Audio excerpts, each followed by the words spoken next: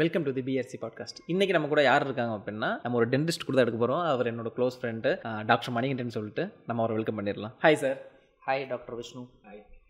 Okay, so எங்களோட பாட்காஸ்ட்டுக்கு நீங்கள் interview கொடுத்ததுக்கு ரொம்ப தேங்க்ஸ். இனிஷியலாக இப்போ எங்கள் சேனலில் வந்து பீடியாட்ரிக் ரிலேட்டடாக தான் நிறையா கண்டென்ட்ஸ் போட்டுட்ருக்கோம். ஸோ அது ரிலேட்டடாக நிறைய கண்டென்ட்ஸ் கேட்குறேன். இடையில இந்த டென்டல் இஷ்யூ அடல்ட்ஸ்க்குலாம் வரும் இல்லையா, அது ரிலேட்டடாகவும் நம்ம பேசிக்கலாம். ஓகே, ஸோ யூஸ்வலாக இந்த குழந்தைங்களுக்கு வர்ற டென்டல் இஷ்யூஸ் எதனால வருது? நம்ம இப்போது பொதுவாக பார்த்தோம் அப்படின்னா, இப்போ இருக்க குழந்தைங்க ஜென்ரலாக பார்த்தோன்னா நிறையா பேர் பார்த்திங்கன்னா இந்த சாக்லேட்ஸு, அப்புறம் சாக்லேட்லேயே நிறையா இந்த ஸ்டிக்கியாக ஓட்டுற டைரி மில்க்ஸு, ஓகே, இந்த மாதிரி சாக்லேட்ஸ்லாம் நிறையா இப்போ இன்டேக் பண்ணிக்கிறாங்க. ஓகே, அப்புறம் நைட்டு அதே மாதிரி சாக்லேட்ஸ் இதெல்லாம் சாப்பிட்டு நைட்டு ப்ரஷ் பண்ணாமல் அப்படியே தூங்கிடுறாங்க. ஓகே, இதனால் அதில் இருக்க ஜெர்ம்ஸ் வந்து நம்ம டீத் அஃபெக்ட் ஆகி நம்மளுக்கு வந்து டென்டல் கேரிஸ் ஃபார்ம் ஆகுது. பட் நம்மளோட சொசைட்டியில் நைட்டு வந்து நம்ம நைட்டு ப்ரஷ் பண்ணுறது வந்து நம்ம சொசைட்டியில் யாரும் பண்ணுறது கிடையாது. இல்லை ஜென்ரலாகவே நம்ம கலாச்சாரத்தில் இல்லை, யாருமே அது ப்ராப்பராக பண்ணுறது கிடையாது.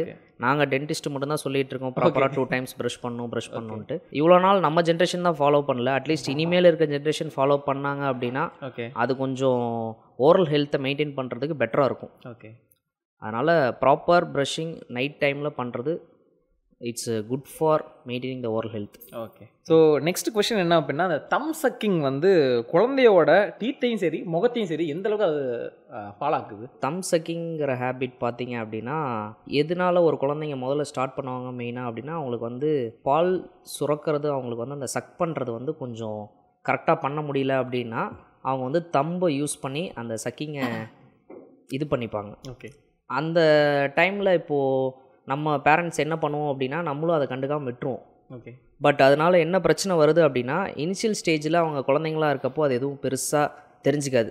ஓகே, பட் ஒன்ஸ் அவங்களுக்கு அந்த பால் பற்கள்லாம் விழுந்து புதுசாக பர்மனன்ட் டீத் வரப்போ என்ன ஆகும் அப்படின்னா, அவங்களுக்கு அந்த மேல் அப்பர் ஜா மட்டும் அப்படியே சுருங்கும். ஓகே, சுருங்குறப்போ அடுத்த புதுசாக வர பல்லுமே அவங்களுக்கு சுருங்கி அவங்களோட தாடையை வந்து சுருங்க வைக்கும். ஓகே, அப்புறமா நம்ம அதை ஃப்யூச்சரில் திருப்பி ப்ரிவென்ட் பண்ணோம் அப்படிங்கிறப்போ நம்ம ஆர்த்தோடான்டிக் ட்ரீட்மெண்ட் பண்ணி தான் நம்ம அதை ப்ரிவென்ட் பண்ணி திருப்பி நம்ம அதை சரி பண்ணுற மாதிரி இருக்கும். அதனால் இந்த ட்ரீட்மெண்ட் வந்து எந்த ஏஜில் ஸ்டார்ட் பண்ணுவீங்க?